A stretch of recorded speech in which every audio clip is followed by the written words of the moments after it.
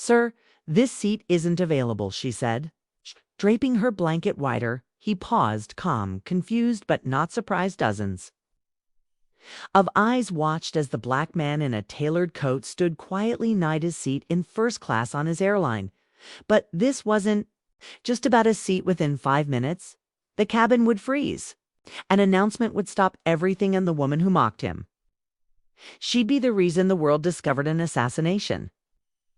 Plot: this isn't just racism, it's sabotage in the skies. Welcome story. Lovers comment your city below and join the journey. Yes. King was the kind of man headlines envied at 38. He was the youngest black billionaire in aviation history, the CEO of a private tech firm that had become a commercial powerhouse. Quiet, precise, and always composed, Marcus didn't care for attention. He flew commercial now and then, unannounced, to see how his customers were treated. This morning's flight was supposed to be routine, an early meeting in D.C., then back home before dinner. Boarding the plane in a simple hoodie and jeans, Marcus looked like any successful businessman, just not the one whose name silently floated behind the airline's ownership.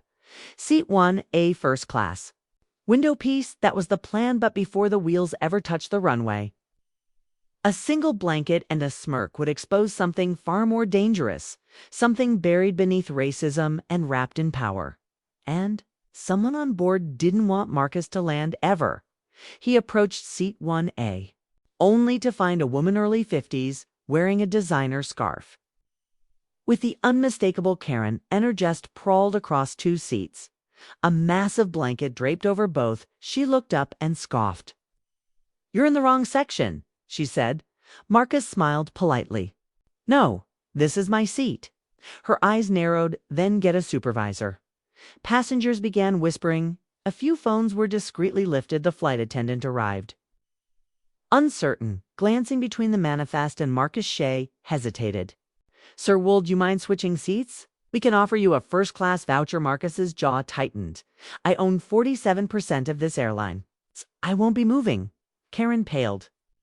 Before she could speak, the overhead system crackled. The captain was requesting Marcus.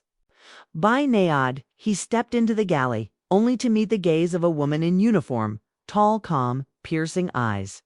"Not just a flight attendant, Mr. King. We don't have much time," she said, her voice low. "There's chatter. This flight was altered, sensors rerouted, and your name wasn't supposed to be on this manifest."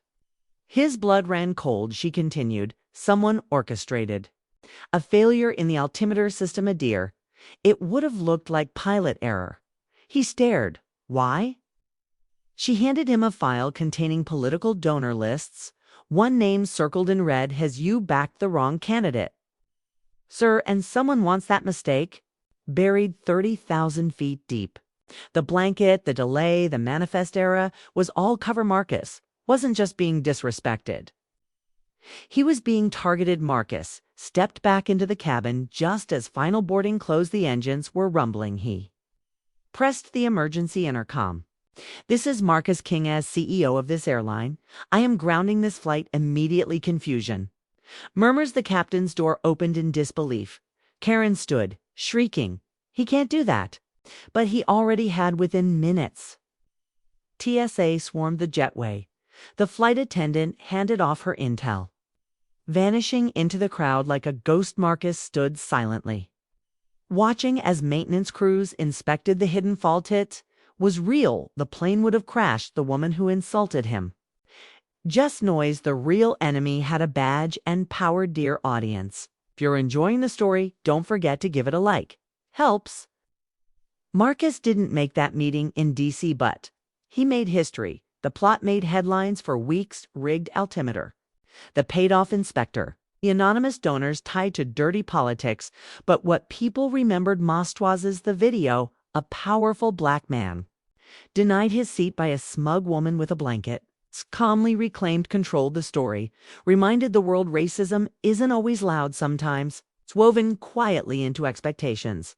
System 7 Death. Marcus used the incident to advocate for reforms in airline security and oversight of ownership, but he never flew unnoticed again, because sometimes the difference between injustice and survivalists who's watching.